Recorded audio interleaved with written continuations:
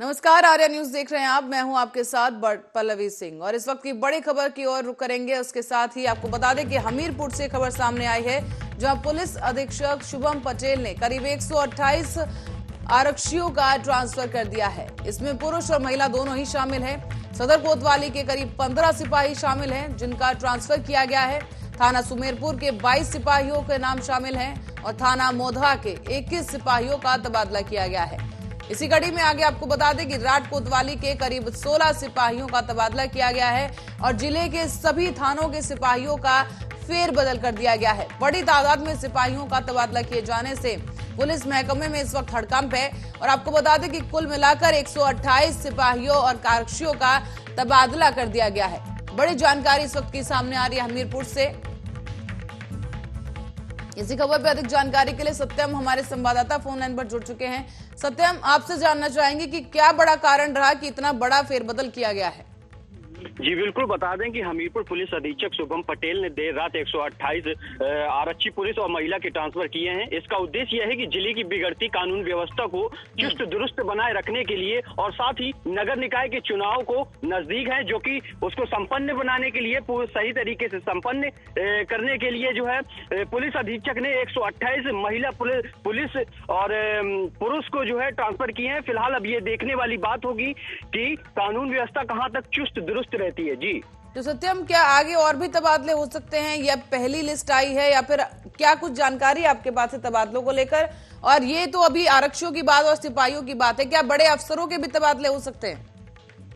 जी बिल्कुल, ये कहना गलत नहीं होगा क्योंकि नगर निकाय का चुनाव है, उसके मद्देनजर रखते हुए और भी जो है उच्च अधिकारियों के भी ट्रांसफर हो सकते हैं, जिसमें से उपाधीक्षक भी हो सकते हैं, एसआई भी हो सकते हैं और थाना प्रभारी भी हो सकते हैं। ये कहना गलत नहीं होगा। फिलहाल अभी जो है 128 पुलिस और महिला आरक्षियों के ट्रांसफर हुए हैं, जिनमें से जो पुलिस विभाग है उसमें हड़कंप मचा हुआ है। जी तो सत्यम, आपसे सुरक्षा के लिहाज से, जैसे कि आपने कहा, ये फैसला लिया गया है और निकाय चुनाव इसमें सबसे बड़ा रोल प्ले कर रहे हैं, क्योंकि उन्हीं की वजह से सुरक्षा को देखते हुए ये बड़े तबादले किए गए हैं। आपसे जानना चाहेंगे सुरक्षा व्यवस्था को लेकर और क्या कुछ प्लान तैयार किया जा रहा है पुलिस के द्वारा? बिल्कुल, बता दें कि नगर निकाय चुनाव नजदीक है, उसी के मद्देनजर रखते हुए लगातार जो है संबंधित जो थाना पुलिस बल है और आरएफ की टीम है वो बराबर फ्लैग मार्च कर रही है और सबको जो है बता रही है कि जो है कोई भी अगर संदिग्ध कोई चीज मिलती है या फिर कोई भी ऐसी वस्तु समझ में आती हो हमको अवगत कराएं। फिलहाल जो फ्लैग मार्च है लगातार हर कस्बे और मुख्यालय सहित जिले के तमाम कस्बों में जो है सुचारू रूप से चालित किया गया है। चलिए सत्यम, बहुत बहुत धन्यवाद इस जानकारी के लिए। दर्शकों को बता दें कि हमारे संवाददाता हमारे साथ जुड़े, जिन्होंने जानकारी दी है कि अभी और भी तबादले हो सकते हैं और फिलहाल सुरक्षा के लिहाज से ये बड़ा फैसला लिया गया है कि रातों रात करीब 128 पुरुष और महिला आरक्षियों का ट्रांसफर कर दिया गया है और इसी कड़ी में अब आगे और भी ट्रांसफर किए जा सकते हैं, लेकिन फिलहाल फ्लैग मार्च किया जा रहा है। निकाय चुनाव को देखते हुए ये बड़ा फैसला किया गया। और प्रधानमंत्री नरेंद्र मोदी के खिलाफ पाकिस्तान के विदेश मंत्री बिलावल भुट्टो जरदारी की ओर से अपमानजनक टिप्पणी कर दी गई है और अब इस टिप्पणी के खिलाफ भारतीय जनता पार्टी आज देशव्यापी विरोध प्रदर्शन करेगी। साथ ही साथ बीजेपी ने ये बयान में भी कहा कि देश भर के सभी राज्यों की राजधानियों में विरोध प्रदर्शन किया जाएगा। बीजेपी कार्यकर्ता पाकिस्तान और पाकिस्तान के विदेश मंत्री का पुतला फूकेंगे। उनके शर्मनाक बयान की कड़ी निंदा की जाएगी। और बिलावल भुट्टो ने दरअसल न्यूयॉर्क में एक प्रेस कॉन्फ्रेंस में सारी हदें पार करते हुए प्रधानमंत्री नरेंद्र मोदी पर निजी हमला बोला। उन्होंने भारतीय विदेश मंत्री की ओर से 9/11 के मास्टरमाइंड ओसामा बिन लादेन को पाकिस्तान के द्वारा पनाह देने वाली टिप्पणी पर अपनी प्रतिक्रिया दी थी और इसी प्रतिक्रिया को देते हुए उन्होंने प्रधानमंत्री नरेंद्र मोदी के खिलाफ विवादित बयान दे दिया है। कहा गया कि पीएम बनने से पहले अमेरिका ने उनकी एंट्री पर बैन लगा दिया था। इस दौरान उन्होंने प्रधानमंत्री मोदी और विदेश मंत्री एस जयशंकर को आरएसएस का प्रधानमंत्री और विदेश मंत्री करार दिया। उन्होंने ये भी कह दिया कि भारत सरकार हिटलर की विचारधारा में विश्वास करती है। अब बिलावल भुट्टो ने और क्या कहा विस्तार से वो आपको सुनवाते हैं। Osama bin Laden is dead, but the butcher of Gujarat lives, and he is the Prime Minister of India. He was banned from entering this country until he became Prime Minister. This is the Prime Minister of the RSS and the Foreign Minister of the RSS. What is the RSS? The RSS draws its inspiration from Hitler's SS. विदेश मंत्री का बयान बहुत ही नापाक था, शर्मनाक था और ये एक प्रयास था कि 1971 में आज ही के दिन जिस तरह से पाकिस्तान की सेना को धूल भारतीय सेना ने चटाई थी, शायद उसका दर्द उनको अभी तक है और इस तरह के बयान किसी भी विदेश मंत्री को शोभा नहीं देते। और ये पहली बार नहीं है, पाकिस्तान ने पहले भी पीठ में छुरा कई बार घोंपा है और इस तरह के बयान देकर ये भी दिखाया कि शायद 1971 की हार से और आतंकवाद का गढ़ और जमीन और जननी पाकिस्तान जैसे एक फेल्ड स्टेट के एक फ्रस्ट्रेटेड नेता है, इनके इर्रेस्पॉन्सिबल बयान को हम घोर निंदा करते हैं and we demand him to apologise to the whole nation. कभी कभी ऐसा लगता है कि कांग्रेस पार्टी भी पाकिस्तान के बी टीम जैसे भारत में काम कर रहे हैं। मैं इससे ज्यादा कुछ नहीं कह सकता हूं, पर मैं रिक्वेस्ट करता हूं कि ये देश के गौरव के बात है। हर पॉलिटिकल पार्टी प्रधानमंत्री जी का सम्मान रखने का, सम्मान करने का काम विश्व स्तर पर हम सब करने का जिम्मेदारी हर भारतीयों का है। और अब बढ़ते अगली खबर की ओर। खबर बुलंदशहर से है। दरअसल जहर खुरानी गिरोह की 2 महिला सदस्यों को गिरफ्तार किया गया है। ये महिलाएं, आपको बता दें कि बस, ई रिक्शा जैसे तमाम जो पब्लिक ट्रांसपोर्ट हैं उसमें यात्रियों को अपना शिकार बनाती थी और इसी दौरान इन्हें पकड़ा गया है। यात्रियों को नशीला पदार्थ देकर पैसे जेवरात उड़ाकर ये महिलाएं ले जाती थीं और हरियाणा की रहने वाली हैं दोनों महिलाएं, जिन्हें गिरफ्तार किया गया है। बाबरिया गैंग से इनका ताल्लुक बताया जा रहा है और इस गिरोह के सरगना और बाकी सदस्यों की तलाश अभी भी पुलिस कर रही है। पुलिस ने इन महिलाओं से नशीला पदार्थ भी बरामद किया है। नशे की गोलियां कुछ ये महिलाएं अपने साथ लेकर चल रही थी और साथ ही इन महिलाओं के पास से सोने के जेवरात और नकदी भी बरामद की गई। दरअसल मुखबिर की सूचना पर सिकंदराबाद थाना पुलिस ने इन तमाम महिलाओं को गिरफ्तार किया है।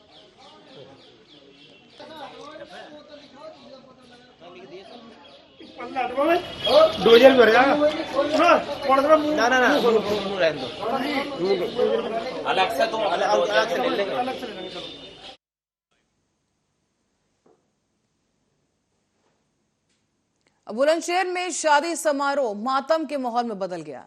यहाँ आपको बताते चले कि डांस को लेकर एक युवक की हत्या कर दी गई, जिसकी वजह से ये पूरा शादी का जो खुशहाल समारोह था वो मातम में बदल गया है। बताया जा रहा है कि चाकू से वार करके एक युवक की निर्मम हत्या कर दी गई। और यहाँ आपको हम दिखाते चलें, ये उस घटना का सीसीटीवी है जिसकी जानकारी हमें मिली है। यहाँ पर निर्मम हत्या कर दी जाती है एक युवक की, महज इस बात पर कि डीजे पर डांस कौन करेगा। और इस डांस को लेकर ये विवाद इतना बढ़ गया कि एक शख्स की जान ले ली गई। यहाँ डीजे पर डांस को लेकर ये दोनों पक्ष पहले आपस में भिड़े और लड़की पक्ष के लोगों में मारपीट शुरू हुई। इस दौरान कई लोग घायल भी हुए हैं और घायल एक शख्स की अस्पताल ले जाते समय मौत हो गई। घटनास्थल पर पहुंची पुलिस अब जांच में जुटी है और पुलिस ने मृतक के शव को पोस्टमार्टम के लिए भेज दिया है। बुलंदशहर के जहांगीराबाद कोतवाली क्षेत्र के गांव बिरौला का यह मामला है। राजे को ढूंढ रहे होंगे। बीती रात जहांगीराबाद में एक श्रीजी फार्म हाउस है जहां पे हापुड़ से एक बारात आई। बारात में रात को लगभग 11 बजे डांस डीजे पे कर रहे थे। उसी में कन्या पक्ष के ही दोनों ग्रुप हैं, उनमें कुछ कहा सुनी हुई, जिस पर किसी नुकीले ऑब्जेक्ट से हमला कर दिया और तत्काल लड़के को अस्पताल ले जाया गया, लेकिन बाद में उसकी मौत हो गई। परिजनों की तहरीर पे 302, 307 आईपीसी का मुकदमा 4 ज्ञात और 1 अज्ञात के विरुद्ध पंजीकृत कर दिया गया है। 1 अभियुक्त की गिरफ्तारी हो गई है, शेष अभियुक्तों की शीघ्र गिरफ्तारी हो जाएगी। झगड़े की सर कोई वीडियो भी आई?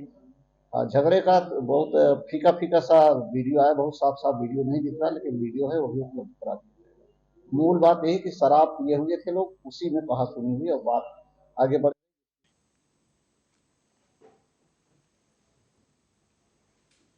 और उत्तर प्रदेश के आगरा में शाहरुख खान और दीपिका पादुकोण की स्टारर फिल्म पठान का पुरजोर विरोध हो रहा है। यहाँ आपको बता दें कि आगरा में इन प्रदर्शनकारियों ने मिलकर जमकर हंगामा किया और इस दौरान अखिल भारतीय हिंदू महासभा के शाहरुख खान और दीपिका पादुकोण का पुतला फूंकते हुए कार्यकर्ता नजर आए। इतना ही नहीं बल्कि इस मूवी के पोस्टर को भी फाड़ दिया गया। और यहाँ तस्वीरों में हम आपको दिखाते चलें कि यहाँ पर पुलिसकर्मी भी शामिल हैं और इस पुतले को यहाँ पर दहन किया गया। साथ ही साथ मूवी के पोस्टर फाड़े गए और एक बैनर लेकर इस मूवी को ना चलाने का, ना रिलीज किए जाने का यहाँ पर मांग की जा रही है। और साथ ही साथ चेतावनी भी दी गई है कि अगर जिन सिनेमा हॉल्स में इस मूवी को लगाया गया उसके बाद जो होगा उसके जिम्मेदार हॉल मालिक ही होगा।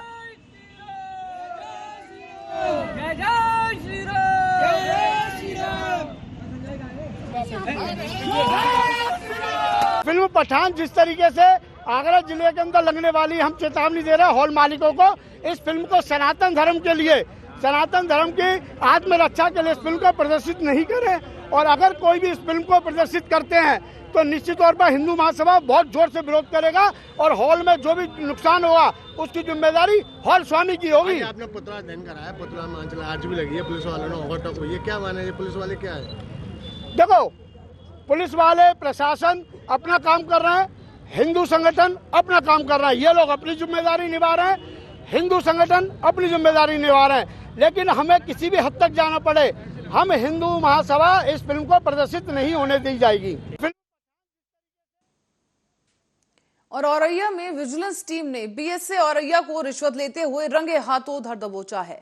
रिटायर्ड शिक्षक से एरियर भुगतान के नाम पर 50,000 रुपए रिश्वत लेते हुए विजिलेंस की टीम ने रेड की और आरोपी बीएसए को रंगे हाथों गिरफ्तार किया गया।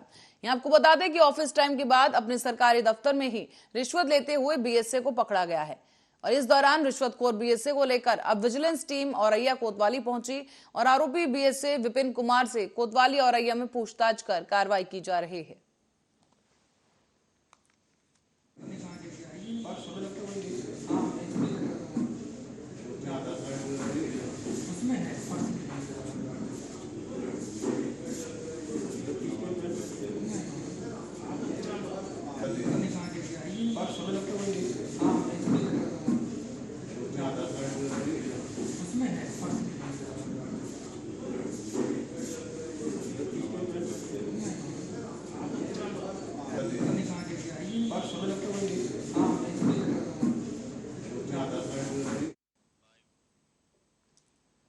और हमीरपुर की ओर रुख करेंगे जहां से खबर है कि आरएएफ और पुलिस की संयुक्त टीम ने पैदल मार्च निकाला है।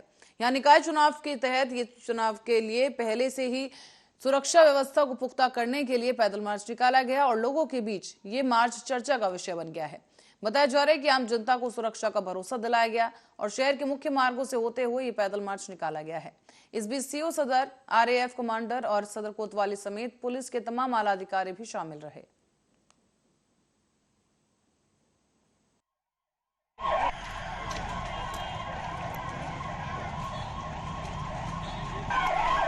आगामी चुनाव के मद्देनजर आरएएफ के साथ पैदल गश्त किया गया था।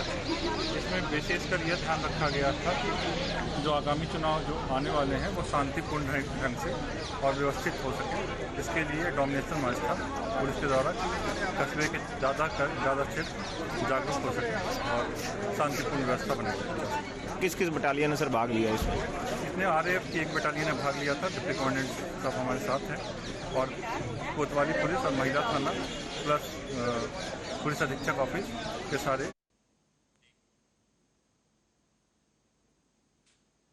और रायबरेली से खबर है जहां एम्स का चौथा स्थापना दिवस पूरी शान और शौकत के साथ मनाया गया है।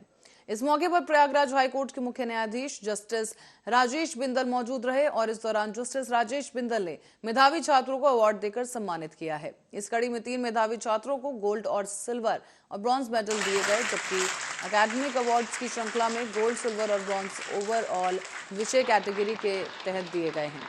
इसके अलावा गोल्ड, सिल्वर और ब्रॉन्ज मेडल फर्स्ट और सेकंड प्रोफेशनल के छात्रों को दिया गया। और डायरेक्टर एम्स डॉक्टर अरविंद राजवंशी ने बताया है कि आज ही के दिन ये एम्स का उद्घाटन प्रधानमंत्री नरेंद्र मोदी के द्वारा किया गया था और तब से अब तक संस्थान लगातार तरक्की करते हुए इस मुकाम पर पहुंच गया है। हालांकि उन्होंने इस दौरान ये भी कहा कि अभी कई चीजों की कमी है जिसे पूरा करने का प्रयास लगातार किया जा रहा है।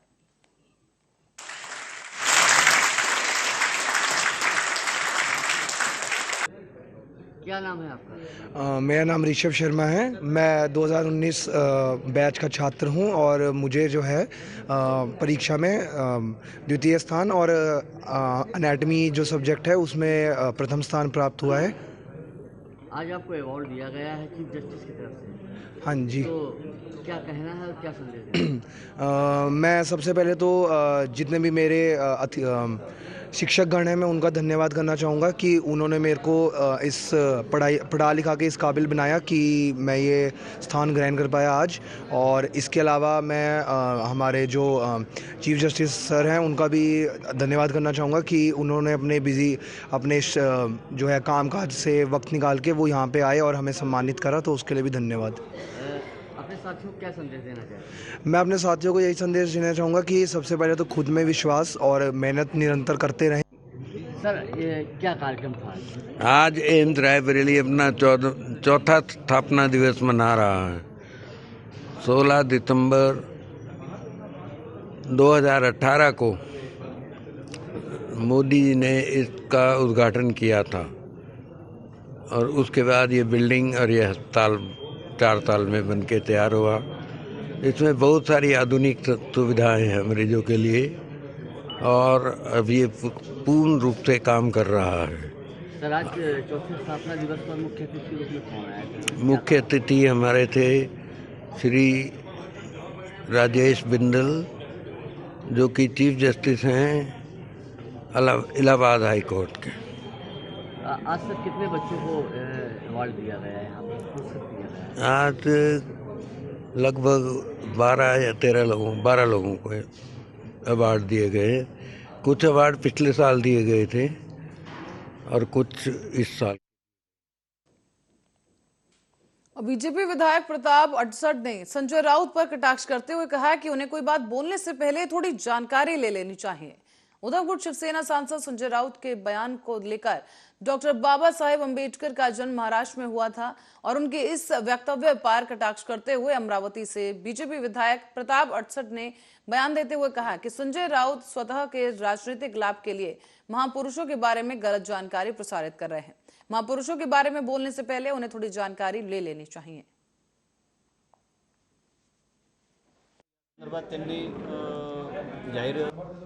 माननीय संजय राऊत यांनी जे बाबासाहेब आंबेडकरांच्या जन्मस्थळाविषयी उद्गार काढले, मला वाटते ते माहितीच्या अभावी असेल, परंतु महापुरुषांचा उपयोग हा राजकीय संदर्भ देताना तरी कोणी करू नये असं मला वाटते आणि करायचंही असल्यास त्याची किमान व्यवस्थित माहिती तरी ठेवली पाहिजे।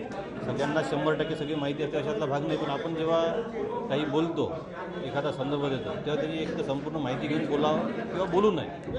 त्यामुळे या संदर्भात त्यांनी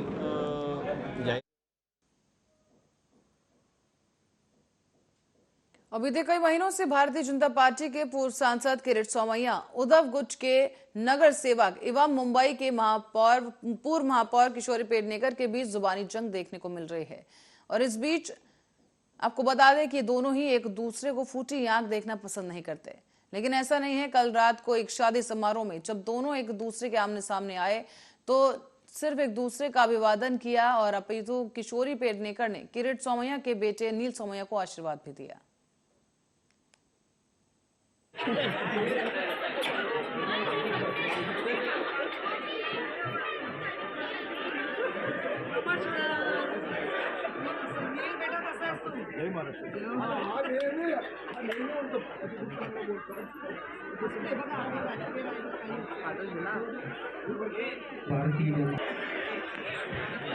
बाजू